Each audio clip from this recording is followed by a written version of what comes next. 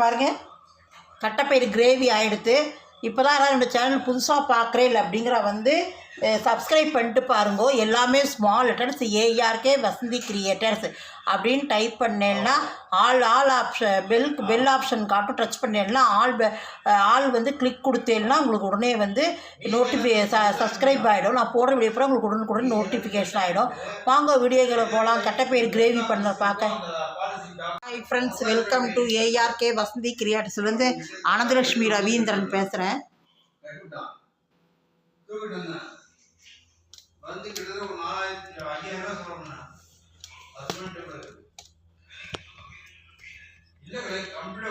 இன்றைக்கி நாம் பார்க்குற வந்து தட்டைப்பயிறுங்கிற காராமணி கிரேவி பார்க்கலான் இருக்கோம். இது வந்து நான் வந்து ஒரு 100 கிராம் இருக்கும்.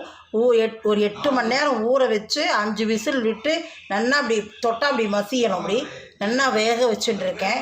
அதுக்கு வேக வச்சுட்டுருக்கேன். எண்ணெய் வந்து விட்டு ஒரு 10 டேபிள் ஸ்பூன் எண்ணெய் விட்டுருக்கேன். முதல்ல தேவையானலாம் பார்த்துட்டுருவோம். இதை அரைச்சி தான் பண்ணணும். அதுக்கு வந்து இஞ்சி இவ்வளோ பெருசு எடுத்து தோல்சி நறுக்கின்னு இருக்கேன். ஒரு பூண்டு ஒரு 10 பல் எடுத்து நறுக்கி உரிச்சு வச்சுட்டுருக்கேன். தோல் உரிச்சு. சின்ன வெங்காயம் தான் என்கிட்ட இருக்குது, பெரிய வெங்காயம் இல்லை. அது சின்ன வெங்காயம் ஒரு 25 வெங்காயத்தை எடுத்து உரிச்சு வச்சுட்டுருக்கேன்.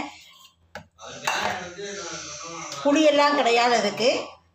தக்காளி வந்து ஒரு மீடியம் சைஸ் தக்காளி 3 தக்காளி எடுத்து அலம்பி நறுக்கி வச்சுட்டுருக்கேன். இதெல்லாம் முதல்ல அரைச்சுட்டுருவோம். இஞ்சி பூண்டு வெங்காயம் தக்காளி அரைச்சிட்டு வந்துடுவோம். அதுக்கப்புறம் இந்த எண்ணெயில் கடுகு போட்டு இதை போட்டு நல்லா வதக்கி கொஞ்சம் எண்ணெய் பிரிஞ்சோடனே நம்ம இந்த தட்டைப்பயிரை போட்டு உப்பு மஞ்சப்பொடி போட்டு எல்லாம் கொதிக்க வைக்கணும். இது சாத்துக்கும் சாப்பிட்லாம், பெசஞ்சு சாப்பிட்லாம், சப்பாத்திக்கும் தொட்டுட்டு சாப்பிட்லாம். 2 in 1 யூஸ் பண்ணிக்கலாம். இப்போ கேஸ் தட்டுப்பாடு இருக்கிற காலத்தில் இதை முதல்ல போய் அரைச்சிட்டு வந்துட்டு அப்புறம் இதெல்லாம் காட்டுறேன். இப்போ பாருங்கள், எண்ணெய் சூடாக எடுத்து கடுகு 1/2 ஸ்பூன் போட்டுக்கலாம். கடுகு வெடிக்கட்டும் பார்க்கலாம். இப்போ பாருங்கள், கடுகு வெடிக்கிறது. இது போட்டுடலாம். கருவேப்பிலையை அரைச்சிட்டு வந்தாச்சு. வெங்காயம் பூண்டு இஞ்சி தக்காளி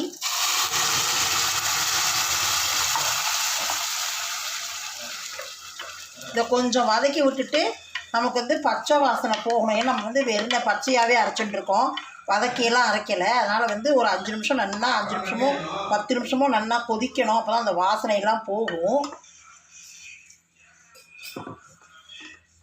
நல்லா வதக்கி விட்டுடலாம்.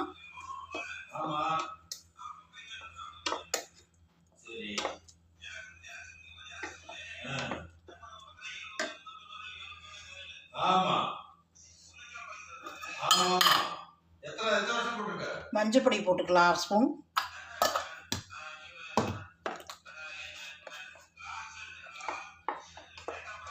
ஒரு 2 நிமிஷம் கொதிக்கட்டும் நல்லா. அதுக்கப்புறம் எல்லா பொடியும் போட்டுக்கலாம்.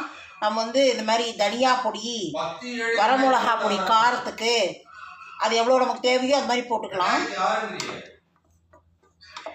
வரமிளகா பொடி, அதுக்கப்புறம் வந்து இது கரம் மசாலா பொடி இதெல்லாம் போட்டுக்கலாம். 2 நிமிஷம்னா கொதிக்கட்டும். இப்போ பாருங்கள், 2 நிமிஷம்னா கொதிக்க வச்சுட்டோம். இப்போ இந்த பொடியெல்லாம் போட்டு ஒரு 5 நிமிஷம் கொதிக்கட்டும். இது வந்து நம்ம காரத்துக்கு வந்து நம்ம எதுவும் போடலை. அதனால் வரமிளகா அப்படி தான் காரத்துக்கு ஏற்ற மாதிரி போட்டுக்கணும். நம்ம காரத்துக்கு எவ்வளோ தேவையோ அந்த மாதிரி.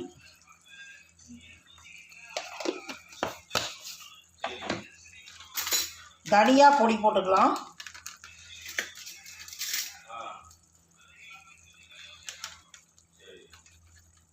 ஒரு ஸ்பூன் போட்டுக்கிறேன்.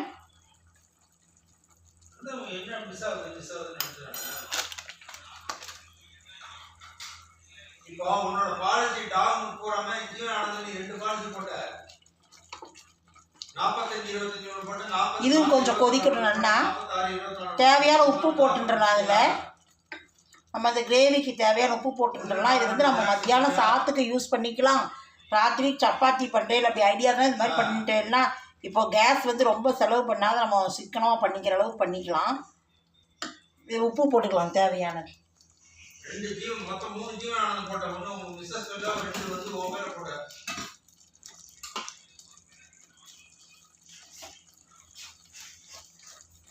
நான் வந்து இந்துப்பு தான் போடுறேன்.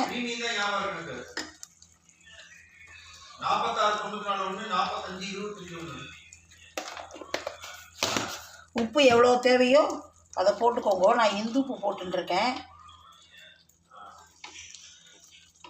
இது நல்லா ஒரு 5 நிமிஷம் கொதிக்கட்டும். இந்த பச்சை வாசனை போக கொத்தமல்லி பொடியும் இதுவும், அதுக்கப்புறம் நம்ம கரம் மசாலா போட்டு மேலே கஸ்தூரி மேத்தி போட்டு இறக்கின்றலாம். ஒரு 5 நிமிஷம் கொதிச்சோன்னே இதையும் போட்டுன்றலாம். தட்டைப்பயிறு, இங்கெல்லாம் அங்கே தட்டைப்பயிறுன்னு சொல்லுவோம். ஒரு சிலர் வந்து காராமணி அப்படிங்கிறாங்க, நாங்கள் தட்டைப்பயிறுன்னு சொல்லுவோம்.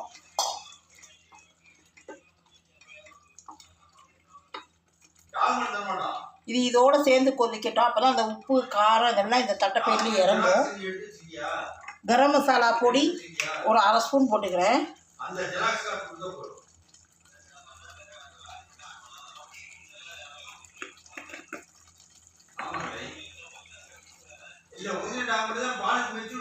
இது ஒரு 2 நிமிஷம் கொதிக்கட்டும். நம்ம வந்து கஸ்தூரி மேத்தி போட்டுட்டா போகிறோம். கொத்தமல்லி கஸ்தூரி மேத்தி போட்டுக்கலாம், நம்ம கொத்தமல்லி போட்டுக்க வேண்டாம். இல்லை நீங்கள் விருப்பப்பட்டால் போட்டுக்கோங்க. நம்ம கஸ்தூரி மேத்தி போட்டு இறக்கிடுவோம்.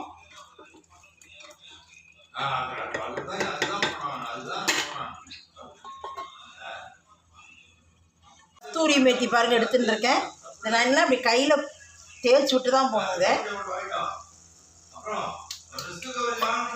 அப்போ தான் வாசனையாக இருக்கும்.